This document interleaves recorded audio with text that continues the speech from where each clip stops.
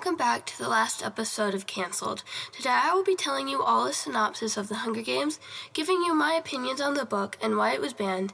Then I will be interviewing Mrs. French on her opinions about banned books. As I have previously mentioned, the book I am talking about today is The Hunger Games, which is a dystopian fantasy written by Suzanne Collins.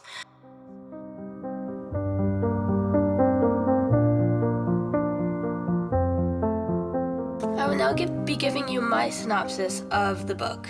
So it begins when Katniss wakes up to find that her younger sister has gone over to their mother's bed due to nightmares about it being reaping day. Katniss then goes out to hunt in the woods just outside of their home. Hunting is technically illegal, but no one enforces the rule. Katniss meets her best friend Gale in the woods. Gale and Katniss make fun of Effie Trinket, others from the capital who rule them. Gale then talks to Katniss about running away from the district, but the conversation ends with Gale and her snapping at each other over having children. Katniss also then states that there is no romantic feelings between each other. They then continue to hunt and gather greens. When they get back to the district, Katniss sells some of the greens to Gracie Say, who is a merchant who is quite nice to them. Then Katniss goes to the mayor's home to give him some of the strawberries that they had collected and sees Madge, the mayor's daughter, who is one of Katniss's closest acquaintances. They are not quite friends. Katniss then explains how the reaping system works. At 12 you are entered once, then twice at 13, and it goes on like that until you're 18. So when you go in 7 times, but if you're poor, you can add your name in more to get tesserae, which is a year's supply of grain and oil for one person, and you can do it for as many people you have in your family. So, at 12, Katniss was entered 4 times. This year, Katniss was entered 20 times, and Gale was in it 42 times. Katniss expresses the fact that Gale then snaps at Madge for wishing them good luck at the reaping. And then Katniss expresses the fact that she feels Gale's anger is useless and can't fix anything when she remembers how he talks about the capital and such. Katniss then goes home and she wears her mom's old dress to the reaping, and Prim wears Katniss's outfit from her first reaping day. Before the reaping, the mayor tells the story of Panem. North America is split up into 13 districts and the capital. Then he talks about the dark days where the districts rose up and attacked the capital and led to District 13 being destroyed. He then talks about the treaty that led to the Hunger Games, in which each district give up 1 female and 1 male tribute. Then the 24 tributes are locked in an arena that can contain anything for weeks to fight to the death. The last tribute standing is the victor. They also must treat the games as a celebration. In 74 years, District 12 had only had 2 victors, and only one of them was alive. Haymitch, the surviving victor, arrives drunk, and then Effie starts to pull the names. She pulls the girl's name first, and she pulls Prim's name, which is Katniss's younger sister from the bowl. Katniss volunteers for Prim and takes her place in the games. Gale comes and pulls Prim off of Katniss's back. The crowd went silent when Effie asks for applause. Then the whole crowd holds up 3 middle fingers to their lips and then holds them up for her, which is an old salute from District 12, Katniss's district. Effie then pulls Peeta Mellark's name from the bowl, and Katniss gets upset. Peeta is a stocky boy from the merchant part of the district, and he's clearly scared. Katniss remembers when her father had been killed, and her mom could not do anything through her grief, and Katniss had to take care of her family, but her family was starving. Katniss tried to wait for her 12th birthday for tesserae, but could not, and got yelled at by the baker's wife, who threatened to call the peacekeepers when Katniss tried to get trash out of their trash can. Peeta then gives her 2 pieces of burnt bread that he must have burnt on purpose, even though he got hit and was in trouble for it. Katniss felt she owed Peeta something and felt conflicted over having to fight him. Peacekeepers then escort them into the government building and Katniss into a room to say goodbye. Katniss tells her family what to do to survive. Prim makes Katniss promise to try and win. Peeta's father then visits Katniss and gives her cookies and says he'll watch over Prim and make sure she eats. Madge then comes to see Katniss and gives her gives her the pin that she's been wearing on her dress from before. The pin is of a bird in flight, and she makes Katniss promise to wear it in the arena. Gale then comes in and hugs Katniss. Gale talks to Katniss about how she should get a bow, and that killing people is not different from killing animals. When they then have to leave the room, Katniss sees that Peeta had been crying and didn't even try and cover it up. Katniss is surprised by the train and then talks about school and how it's really only about Cole. Katniss finally looks at the pin and realizes it's a mockingjay, which is an offshoot of jabberjays, which are birds created by the Capitol during the Dark Days to relay messages from the rebels. The jabberjays were then released into the wild when they stopped working, and they mated with mockingbirds. Mockingjays can copy songs and melodies, and they loved Katniss's father's voice. Once she leaves the room, they watch the recap of the reaping and see a young girl who reminds Katniss a lot of Prim. Haymitch then comes into the room, and they have to help him up after he puked and fell into it, which is a horrible sign, because in the games he is their lifeline. Katniss is horrified by the idea that Peeta is a kind person after he offers to just clean Haymitch up without her. At breakfast, Katniss tries hot chocolate and loves it, and then stuffs her face. Peeta then smacks Haymitch's drink from his hand and gets punched when Haymitch tries to grab his and then gets punched. Then Haymitch tries to grab his drink again, and Katniss stabs a knife between his fingers into the table. Haymitch is impressed and tells them that as long as they don't interfere with his drinking, he'll stay sober enough to help them. Haymitch tells them not to resist the stylists when they meet them. Katniss and Peeta are amazed by how bright the Capitol is. Katniss then meets Cinna for the first time and is surprised how normal he looks compared to all the other Capitol citizens. Cinna compliments her hair, and Katniss mentions that he must be new because she didn't recognize him. Cinna tells her that he chose District 12, even though normally when you're new, you're simply just given District 12. In the opening parade, people are dressed as their industry, so most District 12 tributes end up as coal miners, or some odd offshoot of coal miners, but Katniss is dressed as fire. Cinna sets Katniss and Peeta's costume on fire and then tells them to hold hands. The crowd loves their costume, and Katniss realizes they look amazing with their minimal makeup and simple hairstyles. She waves and blows kisses at the crowd. People would not forget Katniss, the girl who was on fire. Katniss kisses Peeta's cheek to get back at what she thinks is false kindness. At dinner, Katniss is given wine by a silent man. Katniss hates the feeling wine gives her. Katniss recognizes one of the girls, and the girl gets scared. Evie asks Katniss how she could know an Avox, which is a criminal who has had their tongue cut out so they can't speak, and you're not supposed to talk to them. Peeta helps cover up how Katniss knows the girl by saying she looks like a girl that they used to go to school with. Katniss and Peeta then go to the roof, and Katniss shows her that there's a type of net that throws people back on the roof if they try and jump. Katniss tells Peeta that one day while she was hunting with Gale, that she saw a girl and a boy, and that they looked tired and they were running for their lives, like their lives depended on it. They only watched.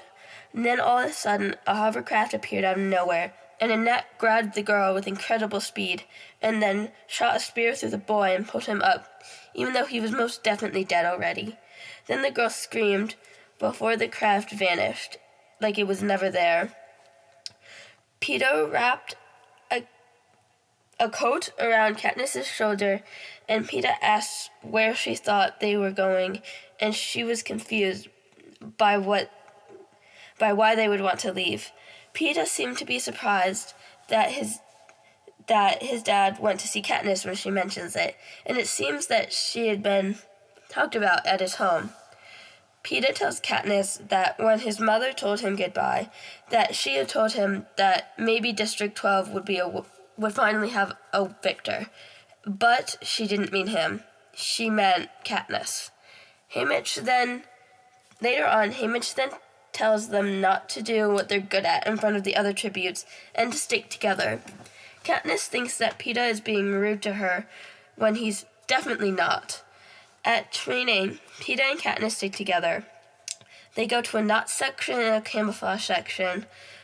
In a camouflage section where Peeta excels, the career tributes try to scare the other tributes. Peeta points out that the girl from District 11 is watching them, and they learn that her name is Rue. Peeta and Katniss end up only talking in front of other people, though. When it is Katniss's turn to impress the game makers, they are paying attention, and she lost the attention she had gotten after missing a dummy. When she shot a light, the last thing she shoots is an apple in the pig's mouth that had been distracting the game makers and leaves after a bow. Katniss thinks she has ruined her chances. Katniss tells everyone what she did, and Haymitch tells her they won't kill her and would leave her family alone because it would take too much work. Then they watch the ceremony where their scores are announced. Rue scores a 7, Peeta got an 8, and Katniss scored an 11, which is one under the highest score you can rank. Katniss compares her relationship with Peeta to her relationship with Gale and finds it odd. At breakfast, Katniss learns that Peeta had asked for personal training. Effie teaches Katniss how to walk in heels, and Haymitch just stares at her for a long time and can't decide what to do with her. Haymitch can't figure out how to help Katniss. Her dress-up crew helps to get Katniss ready when Cinna brings in her dress, and it's beautiful and looks like fire. Cinna tells Katniss to think of him when talking to the crowd and helps Katniss calm down. Katniss talks about how the capital people get surgery to be young and thin, but in District 12, it's a sign of luck for people to be old and fat. Katniss talks about how Caesar helps the tributes he's interviewing to the best of his ability. When Caesar is talking to Rue, she says her best ability is that she's good at hiding, and then if they can't find her, they can't kill her. Katniss goes up to her interview and starts to freak out, but by looking at Cinna and pretending he's the one who asked her the question, she calms down. Katniss then talks about her dress and then stands and twirls, making the dress look like she is engulfed in flames. And then, when asked about her score, Katniss explains that she can't talk. Katniss then talks about her sister and how much she loves Prim. Katniss tells them that she has sworn to try and win. Then the buzzer, saying it's time that she has to stop, goes off, and Katniss goes and sits back down. Peeta then goes up. Peeta is funny and kind. When asked if he has a girlfriend at home, Peeta says no, and then Caesar pushes for more. Peeta tells him that there is a girl back home in the district, but she had never noticed him until the reaping. Caesar tells Peeta to win, then go home and woo the girl, but Peeta says it wouldn't work, then says that it wouldn't work because his crush had come there with him. Caesar feels bad for Peeta, and Katniss is horrified and embarrassed. When Katniss ends up alone with Peeta, she pushes him, and he gets hurt because he crashes into a vase. Katniss gets mad, and Haymitch tells her that Peeta had made her desirable, even though Katniss is angry. Haymitch tells Katniss that she was wanted now, and would get more sponsors now but she's still incredibly mad and feels betrayed. Katniss gets confused over whether Peeta had given her help or had hurt her. Katniss feels horrible about hurting Peeta. The next day was the start of the games. Haymitch tells them to run as soon as the gong sounds. Katniss can't sleep due to anxiety over the games. Katniss runs up to the roof and sees Peeta watching a party that was thrown to celebrate the games. Peter talks about how he was never a contender for the games, that he wanted to die as himself, not what the capital wanted him to be. Peter tells Katniss to tell his mother his best when she gets back. The next morning, Cinna goes with Katniss to the roof where a hovercraft collects them, and a woman places a tracker in Katniss's arm. Katniss is led through the catacombs under the arena into a lounge room. She talks about how old arenas were made into museums that capital citizens could tour. Cinna pulls the Mockingjay pin from his pocket and gives it to Katniss. Katniss is incredibly scared, and all of a sudden it's time for launch. And Cinna reminds Katniss that what Haymitch said, and says that if he was allowed to bet, he would bet on her. The cylinder Katniss is on starts to rise then. She's in the arena. The tributes must stand on their spot for 60 seconds. If they don't, landmines below them blow up, and they get 60 seconds to decide what to do and see where to go. Katniss sees the cornucopia, which is where the things you need to survive are, but if you go into the cornucopia, it means you had to fight the others. Katniss sees a bunch of arrows in the cornucopia and tries to figure out whether or not to go. Katniss decides to run for the boat, but then she sees Peter shaking his head at her, and then runs away with a plastic bread and an orange backpack. Katniss has to run from a girl from a different district who throws a knife at her, but it lodges in Katniss's backpack. Katniss runs into the woods and makes as much space as she can, but she had lost the bread in a tussle with a boy from another district. Katniss looks at the knife and thinks it would be helpful. Katniss can't find water, which is another thing Haymitch had told her to do as soon as she got into the arena. Katniss sees that the forest slopes down, and so she keeps going and does not try and open her bag. Katniss then hears the cannons that signify tributes are dead. There are 11 dead tributes, leaving 13 tributes left alive. Katniss then worries about Peeta and has to try and convince herself that him dying could be a good thing. Katniss then sits to go through her bag and sees that inside is a sleeping bag, some crackers, and beef sticks, a bottle of iodine, a box of matches, a spool of wire, sunglasses, and a bottle to hold water that is empty.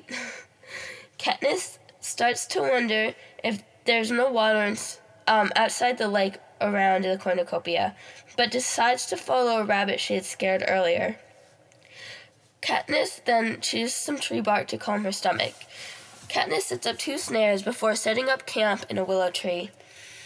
As the tributes are shown in the night sky, she sees that the girl from District 3 is dead, the boy from 4, and the boy from District 5, both in District 7 and 8 and 9. Then the last death is the girl from District 10, which relieves Katniss because that means Peeta is alive. Katniss figures out that all the career tributes are alive, the fox-faced girl from earlier is alive, Thresh is alive, and most surprisingly, Rue is alive. Suddenly, Katniss is awoken by snapping and sees someone start a fire. Katniss gets mad at the person below her for starting the fire because it's basically a sign, "Come, get me, I'm right here." Finally, after a long night, the careers find the girl who started the fire and kill her. Katniss hears them all laughing. Katniss explains that the strong tributes tend to band together at the start to pick off the weak. Then, when the tension starts to rise, they attack each other. Katniss can hear the group getting closer to her, and they have lights, so it's impossible they could see her. But then they start to argue over the lack of a cannon from the girl's death. Then a boy says he would go back, and Katniss realizes it's Peeta. Katniss can tell Peeta had been hurt and was horrified by the fact that PETA had shook his head at her to not go into the cornucopia, but then did it himself, and that he had teamed up with the careers. Katniss decided she would be okay with killing him. Then she hears the careers talking about PETA, and learns that he's good with a knife, and that they keep him around to help find Katniss. PETA reveals that the girl had not been dead, but that he had killed her. Katniss is confused over why PETA had not revealed that she had gotten an 11, because she could shoot with an arrow. When she sees the dead girl get lifted up by the hovercraft, Katniss knows the cameras would do a close-up and decides to smile at the camera. The next morning, Katniss decides to check the snares and find a dead rabbit. Katniss used the dead girl's old fire to cook the rabbit. Katniss eats half the rabbit and then goes to find water. Katniss wonders if they had lost any sponsors. Katniss starts to get dehydrated and can't find water. Katniss tries to use the sunglasses, but they don't work. Katniss tries to eat berries and realizes they're not blueberries, and then puts them down because they may be poisonous. Katniss gets in another tree and is suffering from dehydration. The next morning, Katniss finds her mind cloudy and has to try and look for water. Katniss gets incredibly mad at Haymitch for not sending her water, and then realizes that Haymitch could be sending her a message, that water is close. Katniss starts getting delirious, and when she falls, she decides that Haymitch was not telling her that water was not telling her anything, and Katniss retires herself to die. Then she realizes she had fallen in mud and pulls herself into a pond full of water. Then she fills her bottle with water and the right amount of iodine drops to purify it. Katniss drinks an entire half-gallon of water, eats some rabbit, and even eats some of her crackers. No tributes had died that day. All of a sudden, Katniss sees a wall of fire coming at her. She had to run as fast as she can. Katniss follows the animals that were also running away from the fire, and she is having trouble breathing due to the smoke. Katniss knows that the fire is made by the game makers to force the tributes together and make the games more exciting. Katniss has to stop and extinguish her jacket that had caught on fire. Katniss hides under a group of stones and throws up everything she had eaten and drank. She gives herself a minute to repack her bag and then starts to think about what is happening. Katniss is planning to go back around, and then when a fireball shoots at her, and fireballs start flying from the sky at Katniss. Katniss stops trying to go back to the pond and just keeps running forward to try and get out of the section that is throwing fire at her. Katniss has to stop to breathe due to the disgusting gas and no fireballs. A fireball hits Katniss in the leg because of the shock, she rips away the fabric and her hands get burnt as well as her thigh. Katniss hates burns, and she thinks about when she realized a man that her mother had treated and she had ran away from. When she realizes she's standing in a puddle of cold water and sticks her burnt hand into it. Katniss thinks about how once, back in the district, she had seen a man die from a burn on his leg that went down to the bone and is scared to look at her leg. But then she realized that down to the bone is scared to look at it. But then she finally does.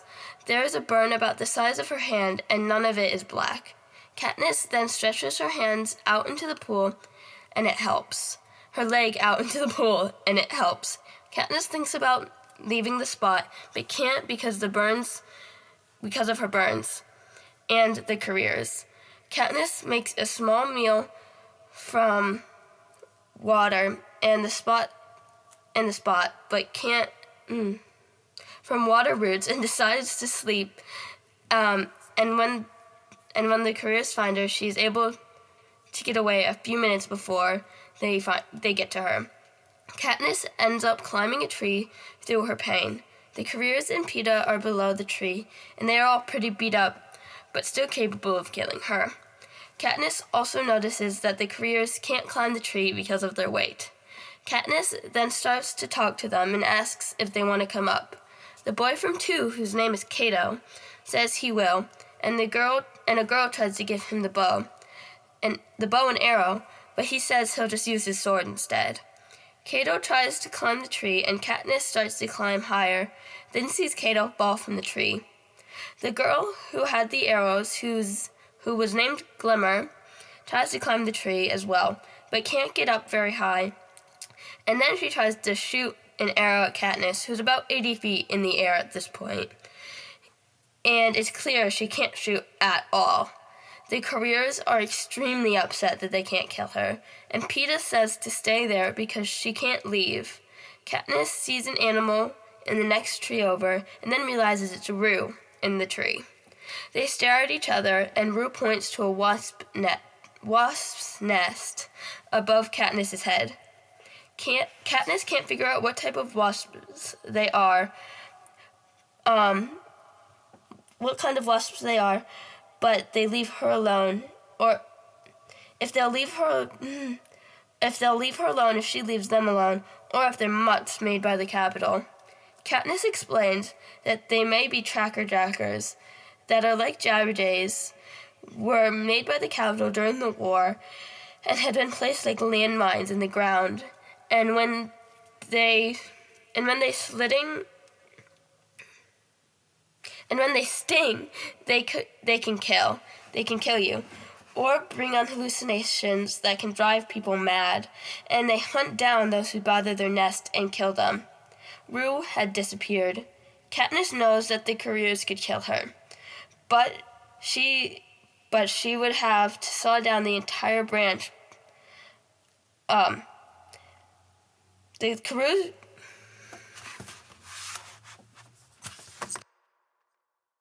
And then wakes up, and her hands are better. She puts more medicine on her leg. The careers are still asleep, and Katniss can tell Glimmer was supposed to stay on guard.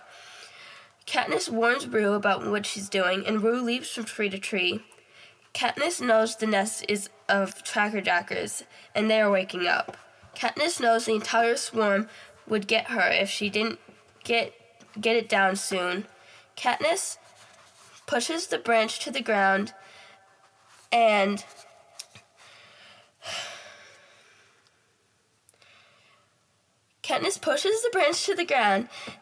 three get her, but the rest go get the careers. Glimmer and the girl from 4 both get attacked and ask for help. Both die. Katniss runs in the opposite direction as the others and jumps into her pool and starts to get woozy, and the stings are really bad. Katniss runs back to get the bow from Glimmer's hands. Glimmer is unrecognizable from before, and Katniss has to break some of her fingers. Katniss starts to feel dizzy and see things, but gets the bow and arrows.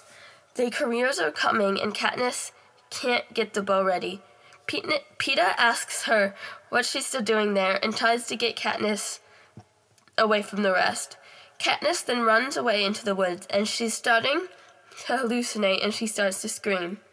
PETA has saved Katniss's life. Katniss passes out. When Katniss finally wakes up, the poison is gone. When Katniss wakes up, she can't figure out how long she'd been out. Katniss can't figure out whether PETA had actually saved her, or if she'd been seeing things, and if he had, why he had done it. Katniss practices with her bow, and starts to feel better about her prospects in the game. Katniss gets to a lake and cleans herself in the water. Katniss is finally starting to feel better after getting water and catching a bird. Katniss hears a twig snap and sees a kid's boot behind a bush. Katniss forms an alliance with Rue. Rue pulls out some leaves that should help Katniss's stings. Then she starts to chew the leaves and makes them into a paste. Katniss then gives Rue some of her burn medicine. Katniss lets Rue eat as much of the bird as she can. Rue tells Katniss that if she ate the food from back home from the orchard, you would get whipped publicly. Katniss then realizes that being from the small district may not hurt much, and Rue tells her that the kids are even taken out of school during the harvest season. Rue and Katniss share their food and show each other what they have. Rue explains that Katniss's sunglasses actually help you see in the dark, not the light. Katniss lets Rue share her sleeping bag. Rue tells Katniss that she had missed 2 days and that there were 10 of them left. And Katniss tells Rue about Peeta helping her. Rue trusts Katniss entirely and the other way around. Katniss plans to destroy the career's food and resources. At night, a cannon goes off, and they run through everyone left. The boy from 1, both from 2, the boy from 3, Thresh, Rue, Peeta, Katniss, the boy from 10, and another they can't think of. Rue gets them eggs for breakfast. She then tells her that the boy from 3 stays and watches the supplies during the day. Rue tells Katniss that the food is just out in the open, which Katniss finds weird. And Rue tells her that Thresh could take the boy easily. Rue talks about how mockingjays are her friends and how she not only loves music, but that the mockingjay pin was how she knew she could trust Katniss. Katniss gave Rue her sleeping bag, and Rue teaches Katniss her song for the mockingjays to tell Katniss she's okay, but can't get back. Katniss starts to worry about Peeta. When Katniss gets to the career hideout, she sees 4 tributes. There was the boy from 1, Cato, the boy from District 1, Cato, the girl from District 2, the boy from District 3, who was smaller than the others. The careers still have huge bumps from the stings they had gotten. The careers had up netting around their things, and that confused Katniss, as well as the fact that they let the boy from 3 stay with them. The careers see Rue's first signal fire, and then they fight over the fact that whether they should leave the boy from 3 or have him stay with them. The careers, Cato says he should come because no one could touch the supplies. But another boy asks what about Peeta, and Cato says that Peeta couldn't hurt them because he should be dead soon. Cato also says that he wants to kill Katniss on his own. Katniss has to get close to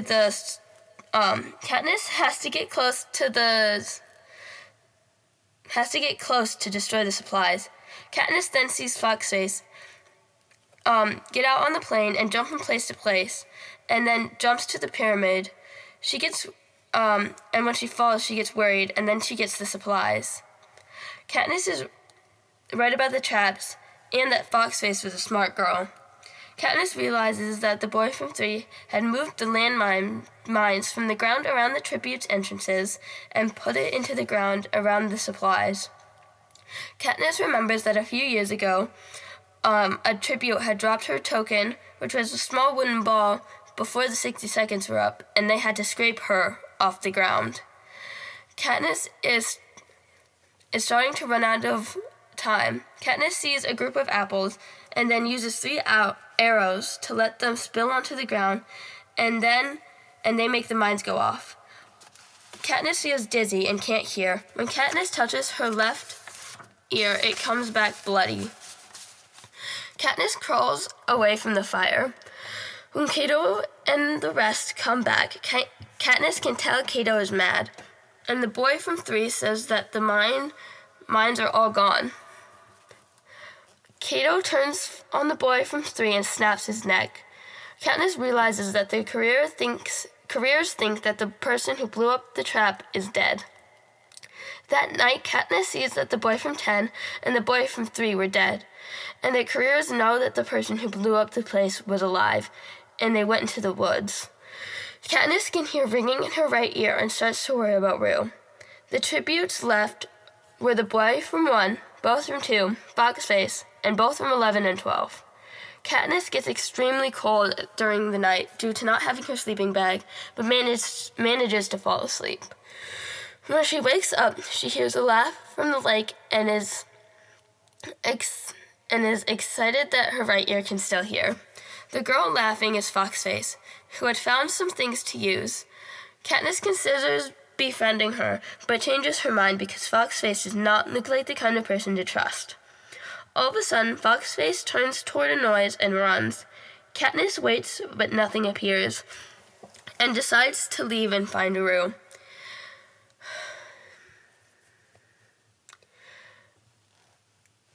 Katniss manages to get 2 fish.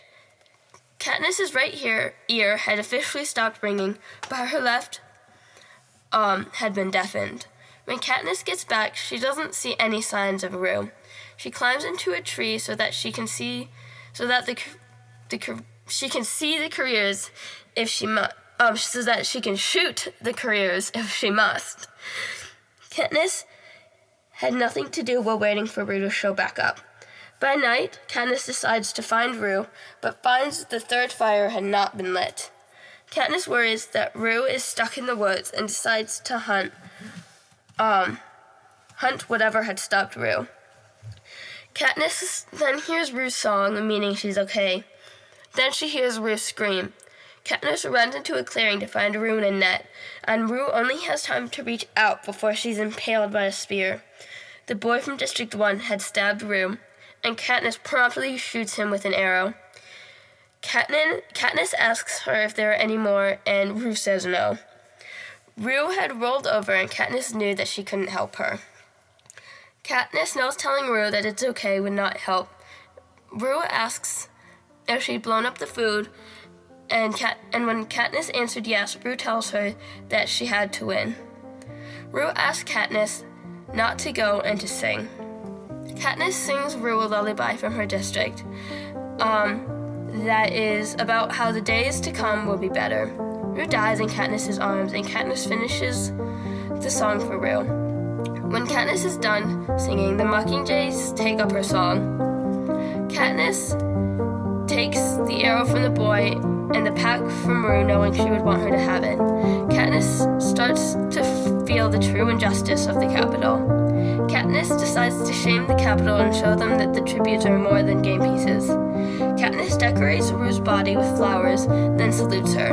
A young Mockingjay sings Rue's melody to Katniss, and Katniss knows Rue is safe. A silver parachute falls in front of Katniss, and it has a loaf of bread from District 11.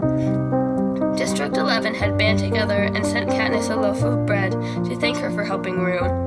Katniss falls asleep in a tree, and Katniss dreams of Rue teaching her how to sing to the Mockingjays.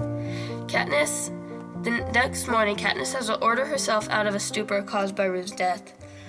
Katniss burns Rue's last fire to cook her food, and wonders what Cato and the other couriers are doing by not attacking her.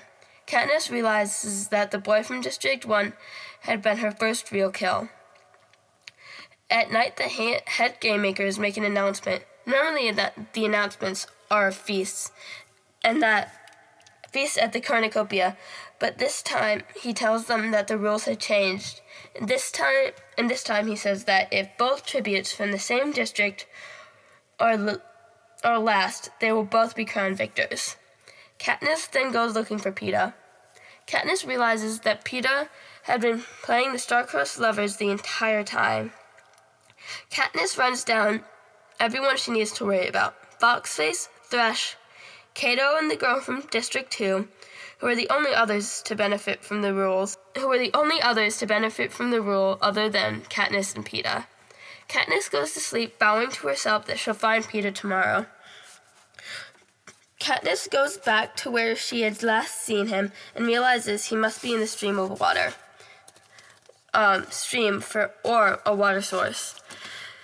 Katniss has to find Peeta with her eyes, her one good ear and not call out for him in case she gets heard.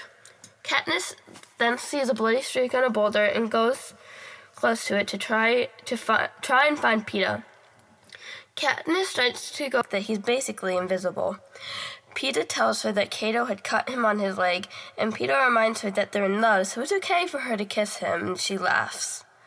Katniss tries to drag him into a pool, and Peeta is clearly in pain, so Katniss rolls him into the water. Peeta is in such pain that Katniss just cleans him without putting him all the way in the water. Katniss decides to help his wounds on his shoulder first with what she has. Katniss realizes that Peeta has a high fever, and she gives him some medication. Katniss then looks at his leg, and it's horrible, and she wants to run away, but can't because no one else is there to help. The cleaner Peeta gets, the worse his leg starts to look. Peeta feels sorry for Katniss and clearly knows that his leg is quite bad. Katniss sees that Peeta's cut went down to the bone. Katniss has Peeta cover up and throw his undershorts to her. Katniss asks if Haymitch had sent Peeta anything, and when he says no, Peeta asks if she had gotten anything. Katniss tells Peeta she had gotten bread and burn medicine, and Peeta says she must be the favorite. Katniss gets Peeta up and moving. It doesn't go well, so they hide in a small cave. The medicine Katniss gave Peeta isn't working, and Katniss shuts down any idea Peeta may die, and ends up kissing him to keep him quiet. Katniss gets a pot of broth from Haymitch and realizes she has to try and sell the idea that they are madly in love. No one has died that day, and she tries to sleep in the sleeping bag with Peeta, but it's too hot. She puts a wet cloth on his forehead, and the next morning she finds that Peeta's fever had broken and gets back after getting breakfast to find Peeta trying to get to her. Peeta tells her that the girl from 2 was named Clove and that she and Cato like to hunt at night. During the day, Peeta lets Katniss sleep for a while. Katniss sleeps well into the afternoon and gets upset that she hadn't been woken up.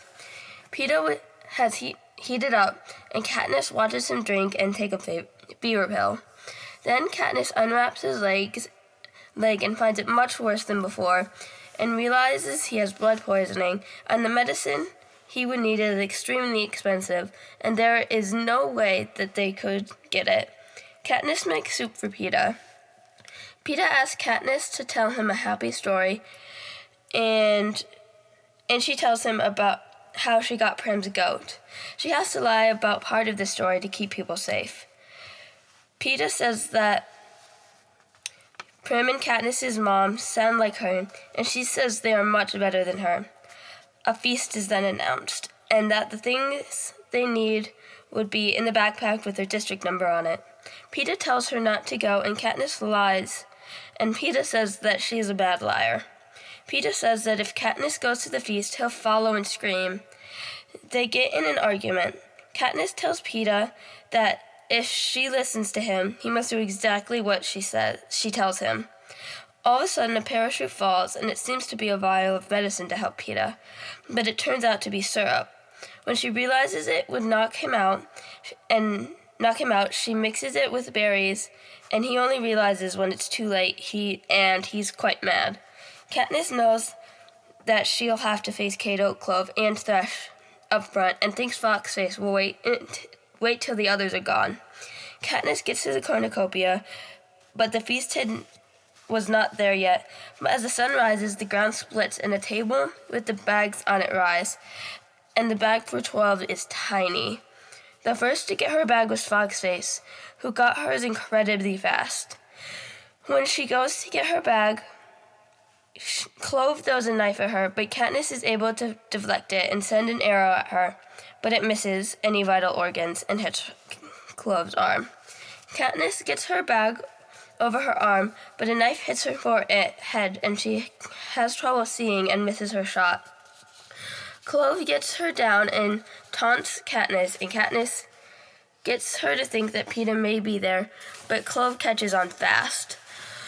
Clove says she had promised Cato a show. Clove rubs Rue's death in Katniss's face and tries to decide how to kill Katniss. Katniss is extremely mad and decides to stare at Clove as long as she can. All of a sudden, Clove is shoved off of Katniss, and she sees that Clove is imprisoned in Thresh's arms. Thresh shouts at Clove over Rue, and he's enraged. He is enraged. Clove yells to Cato, but he's too far away from them to help.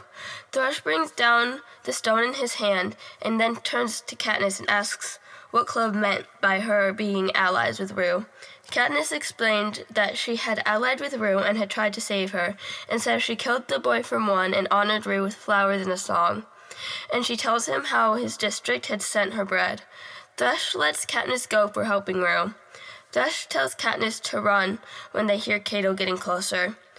When Katniss turns back, she sees Cato begging Clove not to die, but she knows she can't be saved. When Katniss hears the cannon go off, she knows Cato is going after her or Thresh. But since Thresh has his backpack, she knows Cato probably went after him. When she gets back, she injects Peeta with the medicine. The medicine helps Peeta. Katniss asks when Peeta had first ended up liking her, and he says his dad had pointed her out because he had wanted to marry her mom, but she had run off with a coal miner. Katniss realizes that she may not dismiss music because it is pointless, but because it reminds her of her father. Katniss starts to realize that Peeta may actually like her. After they kiss, a parachute falls, and it's full of food for the two of them. Katniss tells Peeta that their only neighbor would be Haymitch, and Peeta decides that Cinna loves her and Haymitch hates her, but hates him more. Katniss asks Peeta how he thinks Haymitch had won his games, and they come to the conclusion that he must have outsmarted the other competitors. Then she realizes that Haymitch might not be all bad. Peeta sees that Thresh is dead, and Peeta says that the cannon must have gone off during the storm. Katniss tells Peeta that if they didn't win, she wanted Thresh to win, but they were close. Katniss knows that Cato must be injured and Foxface is fine. They switch roles, and Peeta mentions that they normally eat stale food at home. During Katniss's watch, the rain stops abruptly, and she looks up at the moon. Katniss thinks about winning and how she never wanted to have children because even children of victories can be raped. While eating breakfast, Peeta licks his plate and talks to Evie through the camera. Peeta's leg is still hurt, and his walking is loud. Peeta says they need to split up, and Katniss shows him the kind of plants they could eat. Katniss is able to get some meat, and when she gets back, he's gone. Peeta had found some more berries down the stream, and Katniss thought he had been killed. Katniss gets mad that Peeta had eaten without her because some of the cheese had been eaten. The berries that Peeta had were poisonous nutlock, and it turned out that Foxface had eaten the berries. Katniss put some of the berries in a bag to try and trick Cato into eating them. They hike back to their cave and have dinner before Peeta goes to sleep. Katniss realizes that she knew Foxface better than she knew Cato. Peeta and Katniss talk about how the Game Makers are probably going to force the remaining tributes together. Katniss is starting to feel as if her time in the arena is almost over. When they get to where the stream had been, they find a bone-dry stretch. Peeta says they must go to the lake. They reach the field and find no one there. They decide to give Cato another half an hour to show up for going back to the cave. While waiting, Katniss hears a mockingjay sing Rue's song. Then something stops the song, and Cato comes running through the forest, and Katniss's arrow misses. They realize Cato is running from a group of mutts, and Katniss starts to run too. The mutts look like wolves, but move like other things. Katniss and Cato run to the cornucopia, and then Katniss turns around and sees Peeta behind her, and climbs the horns so she can help him. The mutts are right on Peeta's tail, but Katniss gets one. Cato asks if the mutts can climb the cornucopia. The mutts look almost human, and make Katniss uncomfortable. A mutt tries to jump on the cornucopia, and Katniss realizes that the mutts have human eyes and collars with the numbers from the district. And Katniss realizes that they're the old tributes. Katniss sees mutts for Rue and Foxface and all the others. The mutts were jumping at the cornucopia and almost get Peeta. Cato has Peeta in a headlock. Katniss aims her arrow at Cato, and Peeta would go with him. Peeta makes an X on Cato's hand, making Cato so that Katniss can shoot his hand and makes Cato let go of Peeta. Cato falls to the ground and the mutts attack him.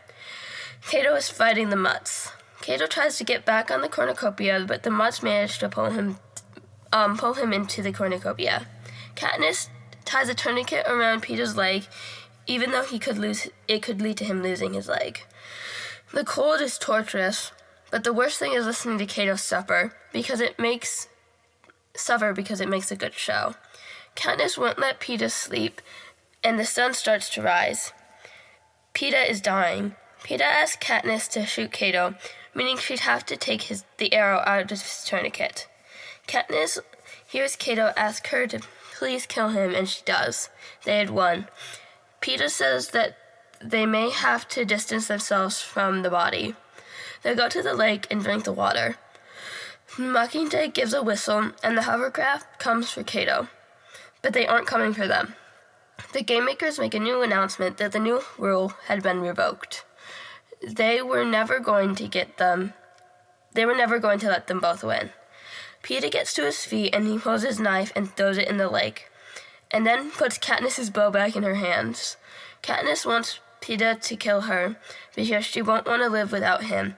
Then Peeta pulls off his tourniquet and starts letting himself bleed, and Katniss tries to save him. Peeta tells her that the games need a victor and that he loves her, but Katniss realizes if the game had no victors, the game makers would be beaten. Katniss pulls out the bag of berries and gives him some and herself some, and they agree that on the count of 3, they would eat them. They hold out the berries and start to count, and on 3, the berries reach their mouth, and the game makers come back to say that they both won. Peeta and Katniss wash their mouths. A hovercraft comes to get them, and they get pulled up. Peeta passes out when they get up, and doctors come to take them away and help them. Katniss lunges for Peeta, but is put in a room. Katniss thinks about the people back home. Katniss is then put to sleep, and when she awakes, she's alone in a hospital room. She had been cleaned, and her hearing has been brought back to her left ear. The Ivox girl from before answers Katniss's question on whether Peeta is alive with yes. Katniss knows that everyone is getting ready to celebrate them back home. After a long time, Katniss wakes up and is allowed to make around and see what her hands have no scars and her legs were strong and steady. Katniss gets dressed in the same clothes from the arena to go see her team and is worried about Peeta. Then she sees Effie, Haymitch, and Cinna and runs to them. Haymitch tells Katniss that they want Peeta and Katniss's reunion to be in person on camera. Katniss's team helps her get ready and chat amongst themselves about the game. Cinna gives her a dress with extra padding because the game makers had wanted to alter her body surgically, and that the compromise was that the dress that was the compromise. And the dress is beautiful, and it looks like a candlelight. The outfit that Cinna put Katniss in makes her look young, and Cinna says that Peeta would like it, but Katniss knows he's lying. Haymitch asks Katniss for a hug, and when she agrees, he holds her tight and tells her that she's in trouble for embarrassing the game makers, and that she needs to look so madly in love that she wasn't in control of herself. Katniss can't figure out how she feels about Peeta and everything that happened. Katniss gets lifted onto the stage and sees Peeta. Katniss throws herself at him, and he's holding himself up with a cane. They sit on a couch and cuddle on it in front of everyone. Then they watch a 3-hour-long rewind of the game, and she realizes that she's not ready to watch the other tributes die again. The first half hour goes over what happened before the games, and the rest is mostly shots of Katniss and Peeta between the deaths. They let Rue's death play through entirely, and Katniss hears the the song she sang, and Katniss shuts down, and they cut out the scene, her putting the flowers around Rue. The game makers end the video with Katniss banging on the door for Peeta. Then President Snow brings out the victor's crown, and they make it into two and place it on both of their heads. In Snow's eyes, Katniss can tell that they would never forgive them, and she's the one who would be punished. After watching the video, they have a party and have to take photos with all the people who had sponsored her. Then she is escorted to her room by Haymitch. After trying to sleep, she goes out to try and find Peeta, and then she goes back to her room. And then when she can't sleep, she tries to leave again and finds her door locked until the next morning, when Effie gets her. Cinna puts her in a white dress and does her makeup for the interview. During the interview, Caesar tells Katniss that she can say nothing wrong and she knows he's wrong. Peeta then shows up and says that they rarely see each other, and Haymitch tries to keep them apart. They cuddle in the seat again, and Caesar and Peeta bounce off of one another, and Katniss tries not to talk. Caesar asks Katniss when she knows she was in love with Peeta, and she goes with the knight in the tree when she had called out her name. It turns out that Peeta had ended up with a prosthetic leg, as Caesar was surprised by the fact that she didn't know. Katniss blames herself because she had used a tourniquet, but Peeta tells her that she had saved his life. Caesar leaves her alone until the berries come up in conversation, and she tells him that she couldn't bear the thought of not being with him, and then it's over. They go home on the train and barely get to say goodbye to Cinna. Effie and Haymitch go back to the district with them. Katniss starts to think of her family. Katniss starts to feel like she'd been lying to Peeta. Peeta asks what Haymitch meant to keep it up, and she tells Peeta that the Capitol didn't like the stunt with the berries, and Peeta realizes the entire love story was fake for the games. Katniss tells Peeta she is confused, and he tells her to tell him when she stops being confused. Katniss doesn't see Peeta again until they get to the district. Peeta holds her hand out and tells her to do it one more time for the audience, and Katniss feels the boy with the bread slipping away from her.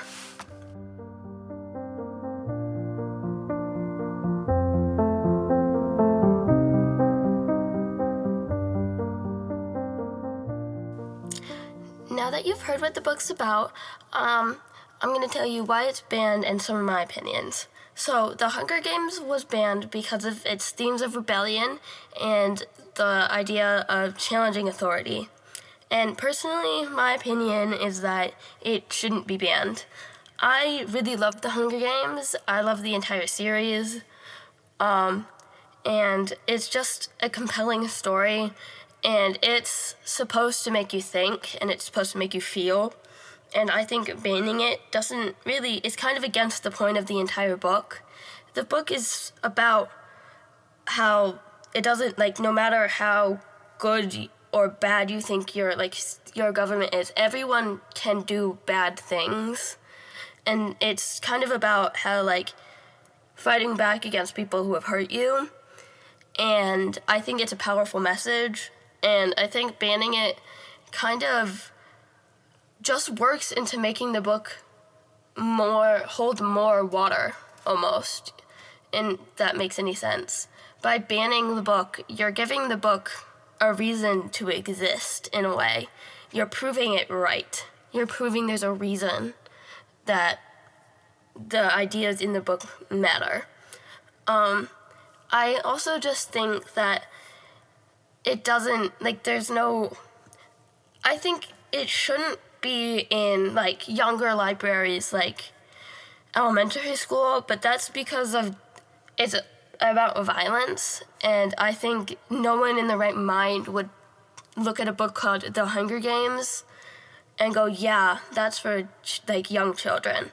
But it's not marketed to them, so there's no reason it should be there. It's marketed toward it's a young adult book. Young adults should be able to read these kinds of books with these higher ideas and not have to worry about someone taking it away. If they're not interested in it, they just shouldn't read it. No one is gonna rebel against someone unless, they have solid evidence outside of a 3-book series, And, I really love these books, too, so that might also be part of it. I think Suzanne Collins is an amazing author who writes quite compelling characters, and it really makes you feel for all the characters involved. Personally, I haven't read the prequel book yet, but I watched the movie that came out this year, and it was amazing, and it really made you think about President Snow's point of view, and the other two books in the series really make you think about what's good and what's bad, and like what's okay and what's not, and it's incredibly interesting. Of just showing how unjust the Capitol's rule is, and how much it kind of, especially in some of the later books, almost reflects what's going on in our world, like currently.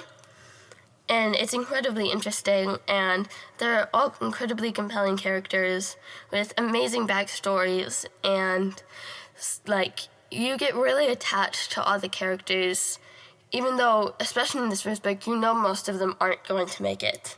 You get quite attached to like Rue, and you get attached to Peeta, and obviously you get attached to Katniss, and in the later books you get attached to Prim and some of the later characters that are added in, and like she manages to be one of the few people with a halfway decent love triangle. I don't like that trope at all, but she pulls it off pretty well by having it set up in a way that it's almost like Katniss doesn't have much to do with it. She's kind of just in the center of it. And she does a good job showing that it doesn't matter what happens to, like, that no matter what side you're on, there are bad people as well, and that there are good people on both sides. And I think it's just an incredibly compelling story that everyone should be interested and able to read. And just, it's a really amazing book that just tugs at your heartstrings and teaches so many lessons. And I really love these books, and I think everyone deserves to read them. And I think that if they don't read them, they should at least watch the movies, because the movies are also really good. And the actors that were casted did an amazing job. And, like, there's a reason the Hunger Games are so popular. And if you ban the book, no one's going to understand it. And it's got a powerful message that even though you might be young, or even though you might not feel like you have the power to change anything, you can. And I just think it's an amazing story that everyone should read, and everyone should, in every generation, should know it. It's just it's not heartwarming, it's just touching and, like, amazing. But now that you've heard me talk all about the Hunger Games, I think it's about time we talk to Mrs. French on her opinions on banned books and on the Hunger Games. So, what are some of your favorite books, or book series? Some of my favorite book series are The Hunger Games, The Inheritance Games. Also, I really like Nora Roberts, a lot of her fantasy stuff and that kind of thing. Do you think books should be banned? Not at all. Okay. I think that we need to read hard stuff and talk about hard stuff in order to be better humans. Would you let your students, read banned books? Absolutely. Yep, absolutely. We do. We read The Hunger Games. Yeah. So, there you go. Does, being banned say anything about the book, you think? I don't think so. I think it's a lot of people with different agendas that ban books. Do you personally read banned books? I do read banned books. I love To Kill a Mockingbird. It's one of my favorite books. I love, like I said, The Hunger Games, anything by Toni Morrison, all that good stuff. Do like banned books like affect how you like your teaching, or do they not? I think it affects it more because I want to read more banned books because I think they're important to read. That kind of has something to do with my next question. Does a book being banned make you more interested in it? Absolutely. Yep, Yeah. Absolutely, because I want to talk about those hard topics. So, Are there like any topics that you think shouldn't be in schools, or? That's a tricky question. I think that we should talk about all things. How in depth, I guess, is more like would be my issue with it. I can understand that. I also, because I've interviewed elementary teachers, and like what should be allowed on certain levels is also. And like the maturity of the students that you're talking Yes. to, because there's some that cannot handle certain topics. So clearly you've read The Hunger Games. What are your like opinions on it? I love The Hunger Games. I know that a lot of people don't like it because the claim is that it's like kids killing kids. That's the whole point. But really, like, that's happening in the world. Yeah. So I think it's an important topic to talk about. Do you think The Hunger Games should be banned? Not at all. I think that it's, again, an important topic. I think that the reason it is banned is because people find it hard to talk about and maybe don't want to admit that it's something that's really happening in the world. Maybe not in America, but Yeah. in other countries it definitely is. Thank you so much for your time and opinion. I hope you have an amazing rest of your day. Now it's time to wrap up this episode.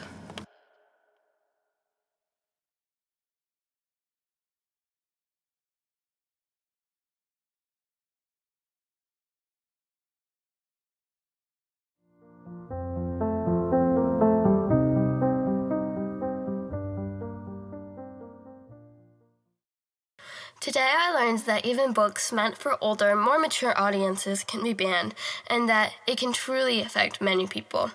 Over the course of these 3 episodes, I have learned why books are banned and seen a few examples, and overall I feel that the removal of books from people will always hurt more than it'll help, and that even books that mean to help can be taken in the wrong direction. Thank you again to Mrs. French for your input. I can't believe this is my last episode. Thank you all so much for listening to me talk.